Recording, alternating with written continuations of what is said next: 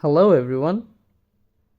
In today's video, I'm going to show you how to cancel your ViX Plus subscription. First of all, tap on the settings icon to open your device settings. Once you are on the settings screen, tap on your Apple ID at the top of the screen.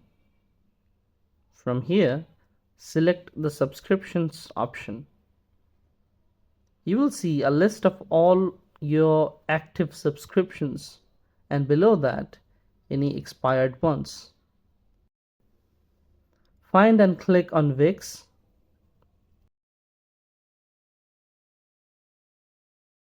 Next, click on Cancel Subscription and confirm your choice.